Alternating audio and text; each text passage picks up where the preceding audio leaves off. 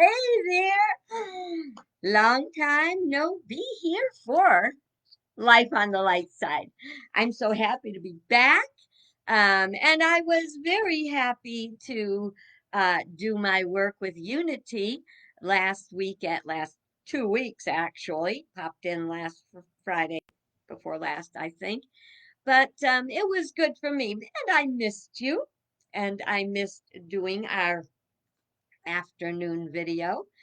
You might not think so because it was a few minutes late when I popped on.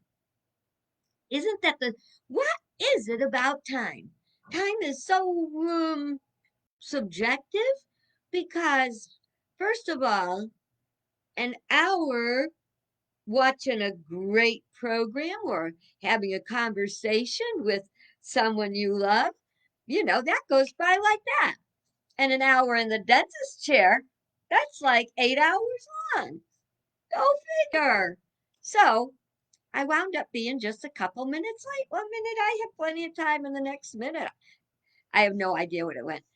We got to pay attention to that because time is the stuff that we use to enjoy our day. And so I am so happy to be here with you today. So happy to see you here with me, and very excited for um, what comes next.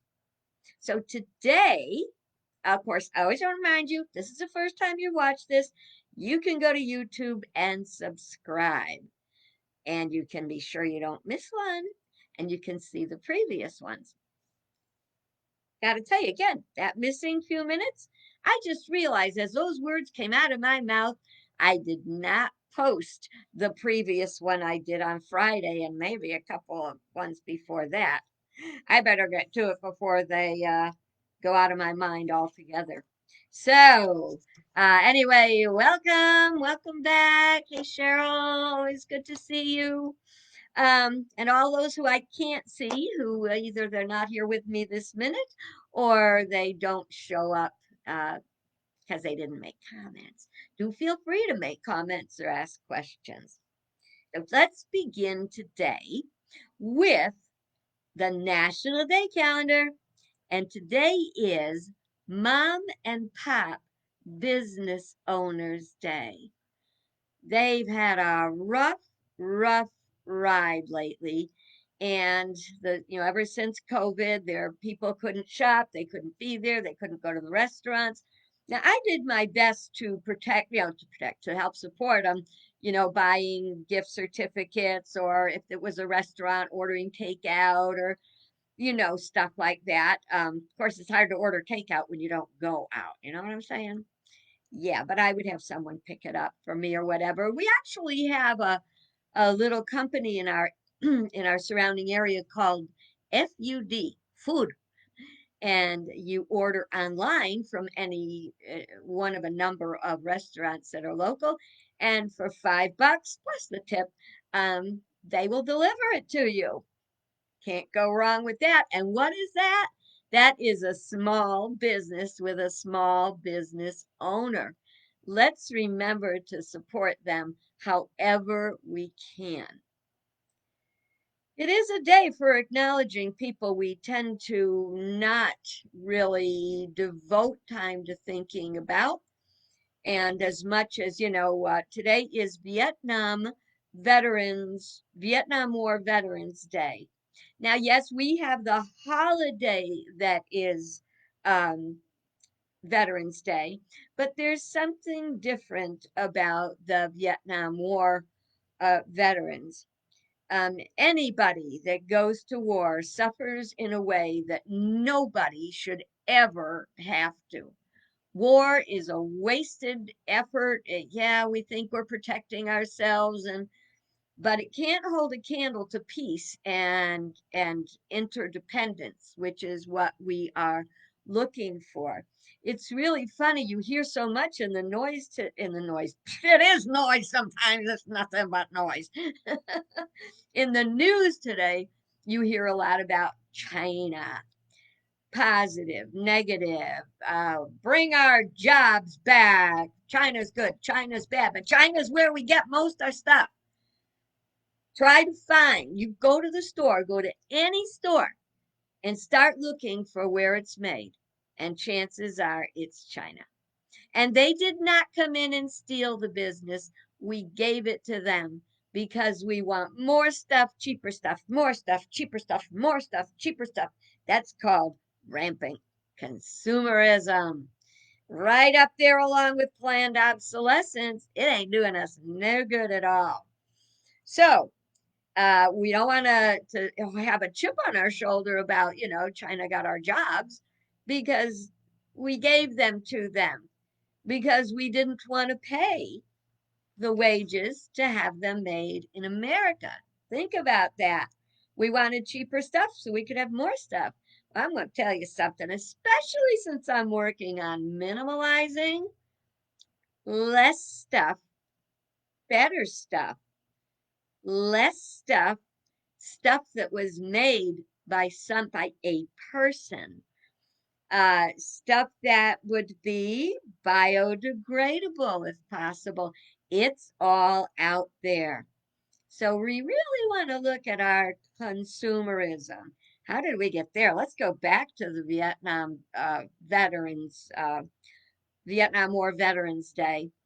When the vets came home, a lot of people weren't happy about the way everything turned out. There were actual trials about the Malay massacre, and a lot of the soldiers, they went and they gave it all. They gave it all. They gave their lives. They gave it all. And then you got the veterans who came home with their lives, but life as they once knew it was gone. PTSD and memories of horrible times in the past, things they experienced, things they did because they had no other choice. So let's embrace them. Let's take a minute right now because you know what? Time and space cannot separate us. Time and space are things that we are conscious of, but they are not of spirit. So let's take a minute and close our eyes and think about the many, many Vietnam vets that did come back, that came back to a less than desirable welcome. No cheers, no parades, damaged, suffering even today. And we say, thank you so much for all you gave. And for the 58,000 who died in that war, that stupid war, we say thank you. Thank you for doing what you had to do, whether you agreed with it or not. Maybe one day we will find the way to be peacemakers. And so we hold them and their families in our hearts, and we surround them with love, and we release them. If you're not familiar with the Vietnam War, hard to believe it happened that long ago. Really dates me. Um, but I remember the days of watching TV, and every night on the news, you would hear how many died that day. And you would see body bags being unloaded, uh, or loaded into aircraft or whatever to take them where they would be put in coffins and shipped back home. You'd see countless coffins draped with flags.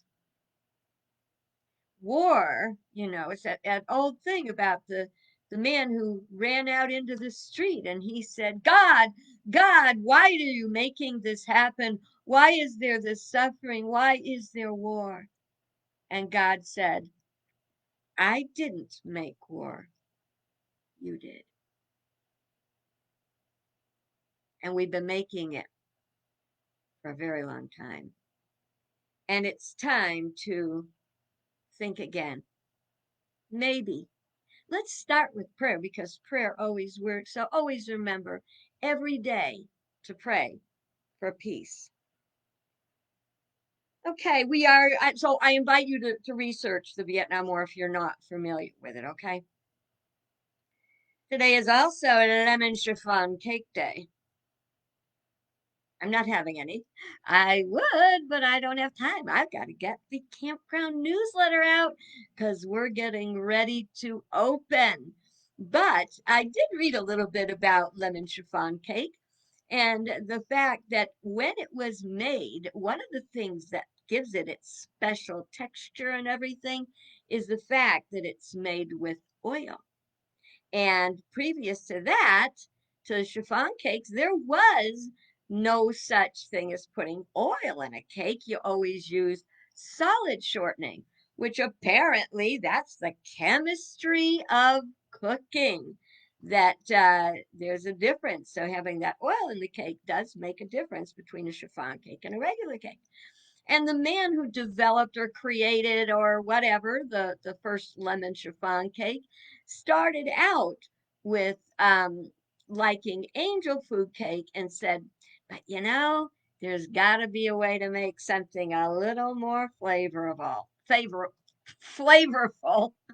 I just washed my mouth. I can't do a thing with it. Okay, and it is Nevada Day. Most of us know one thing about Nevada. We know that they have Las Vegas, but there's much more to Nevada than just Las Vegas. But one of the things that is interesting about it is that it was possible for people to take this desert, this dry arid desert, and up from it sprang a town that is a crazy city, a burgeoning Cosmo area that is full of fountains and pools and all kinds of other things. So that was pretty interesting. So let's think about Nevada, but let's think about it in many other ways than just the casinos. Yeah, speaking of the casinos, you know, one day there was this piece of rope that hopped into Caesar's palace and hopped right up to the bar. And he said, I like to have a beer. And the bartender said, we don't serve no ropes in here. Get out. And so the rope left, but he wasn't happy. And so he put on a pair of sunglasses. He hopped into the bar and he said, I'd like to order a beer. And the bartender said, I know you. You're that rope that was in here a little while ago. Get out of here. You can't fool me with a pair of sunglasses. And he hopped back out. Boy, he really wanted a beer, though. So he thought and he thought. And suddenly he flipped around and tied himself in a knot. And then he took the end of the rope and he shook it and shook it until all the little ends came unbraided. You know how knots are all wrapped up? They all got unwrapped and poofed out. So he was all frayed out. Hopped back into the bar and he said to the bartender, I'll have a beer. And the bartender said, aren't you that piece of rope that was in here a little while ago looking for a beer? And the rope stood up and said, oh, no, I'm afraid not. That's why we call this life on the light side. Silly joke, but I had to do something for Nevada Day.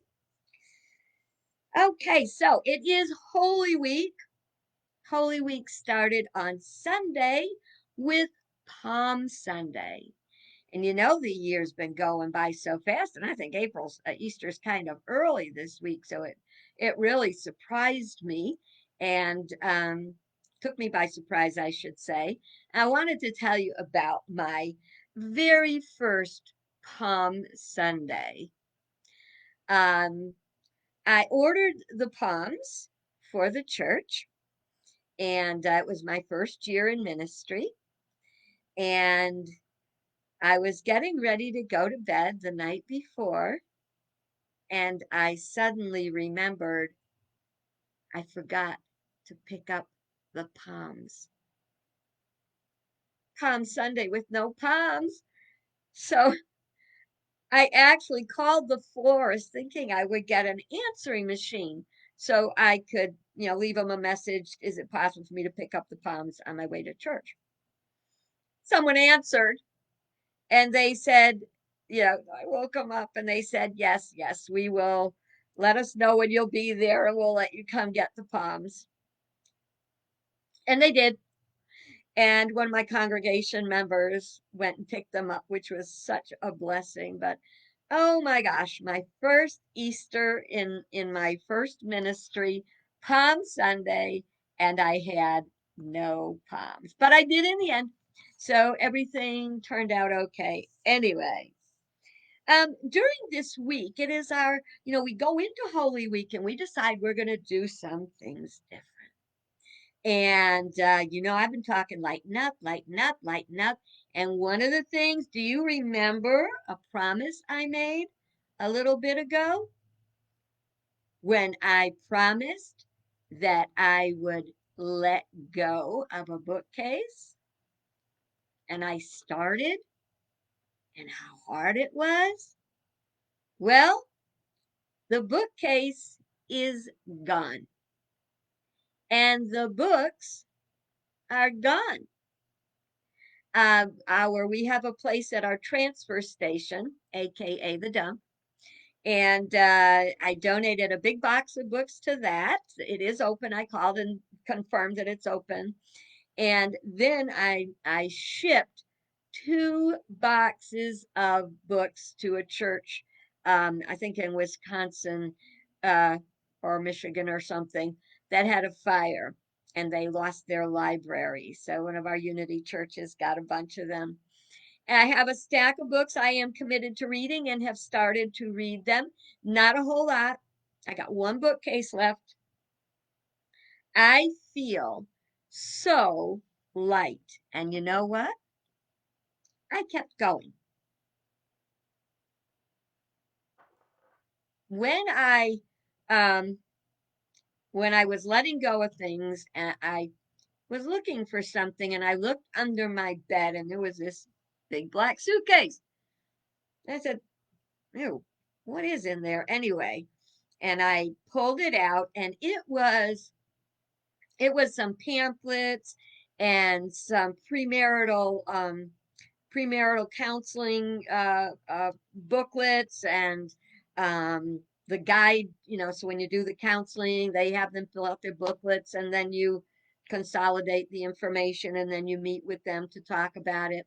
I don't do that many weddings anymore. And then classes that I taught, I had notes on classes, all kinds of stuff like that. So I packed them up and I sent them to a minister friend of mine that I had earlier sent a book on weddings to. And she doesn't know I sent it yet, but I think she'll be pretty surprised when she got it because they were good. They were good. They were so good. I mean, I had them, many of them from the time I was in school and collected during my ministry. We're talking almost going on, more than 30 years ago. And I tell you something, I dragged that stuff from seminary to every church I ever served, every house I ever lived in, all the way to here. That's how important they were to me. So I shared, and I am so happy. I got more to go, but I'm not ready to let go of it yet. So, you say to yourself, well, how do I decide? How do I decide what I'm going to let go of and what I'm going to keep? Well, let me tell you. Where do you think you find those answers? Well, you'll get the cream of the crop from me because I do the research and bring back the best. I found a lot of things on letting go and becoming a minimalist and getting rid of things on YouTube. And so I had a few notes that a couple of the things. One of the sources is a woman called Minimalist Mom, and she's got some really good stuff. Uh, so Okay, it said to ask yourself these questions that when you pick up an item and you're pondering it, even if you're cleaning, let's say you're dusting, and you pick up an item and you say to yourself, does this add value to my life? If it doesn't really add value to your life, let it go, right? Now, the other one was, does this item bring you joy? Do you feel joy when you look at it? Do you feel like, oh God, I wish I didn't have to hang on to that, but so and so gave it to me, and yada yada yada. So, and another one was one of the most powerful ones, and I'm still kind of working with it. And it says, what does this item say to me? Did you know that everything around your house, the stuff in your refrigerator, the stuff in your closet, in your basement, in your attic, it all says something? That is the meaning that it holds in our heart. So, for example, uh, this isn't going anywhere because this says to me, this is from my great grandson, and he filled it with love. He filled it with love by giving it lots of hugs before he sent it to me. So when I miss him, which is a lot, I get my hugs there. I have in my car a teddy bear thing that my daughter gave me, and I named it Mimi after her. And she lives far away from me, so I don't get to see her. So she drives around in the passenger seat if I don't have a passenger, and I hug her a lot too. She also sent me this. You may or may not have noticed it. This is Hootie Hoo. Hootie Hoo may go in the other room one of these days because he's getting crunched where he is. But she found this owl, and all she could think about was my story. One of the campground favorites. Hootie Hoo, Hootie Hoo. And if you haven't heard it yet, you gotta come camping at Grandview. And if it's a good night, and I'm out telling stories, you can hear the story of Hootie Hoo. Okay. So you see the things talk to you. So that says my daughter loves me and thought of me and the story I told and the story that's about the campground favorite story. So that's what it says to me. It says to me, I wrote a great story that lots of people love. And that's a good thing. And it will always be that way. So things don't have to have a lot of monetary value. Most of my jewelry is stuff that the kids made for me. No, I mean, the in other words, if you had to count it by all the pieces, um, some things I'm hanging on to, and I have to start looking at it and say, why? So, what am I going to do about that? I'm going to give you a challenge. You don't have to start today, not even mentally, okay? Write it on your calendar for April 1st. And so it is called the 30-day challenge because on day one, you get rid of one thing, just one. On day two, you get rid of two things. On day three, I think you get the picture. And by the time you're up to 30, days. I can't remember because I didn't do the math, but the guy in the video said it would be like either 300 or 500 things you would have gotten rid of. And think, oh my God, I can't get rid of that many things. First, you have to discipline yourself to say, I'm only getting rid of one thing. You know, on the second, I'm getting rid of two things. So, what happens is you'll see things that you're probably ready to get rid of, put them aside. You don't have to get rid of them now. And remember the questions. Does this add value to your life? Or does this add value to my life? Does this bring me joy? What is this saying to me? What is the message from this? I have in my living room a child's easel. I don't have any children in the house, and it's got a whiteboard and a blackboard. It has sentimental value because I bought it for my great grandson who now lives in Florida. And we're still using it. So, where you may go into someone's house, an adult with only a cat, and say, what is this little kid's easel with a little kid's clock? And what is that doing in your house? So, that has value for me. It brings my life joy. And it says fun with Tristan. So, you see, care to join me in the challenge? I am throwing down the gauntlet and I would like to follow you through with it and see by April 30th what have you gotten rid of. And it's really a good idea if there's a Goodwill or something on your way to or from work, or if you're going to throw it in the trash or give it to someone you know, um, that you go ahead and do it right away.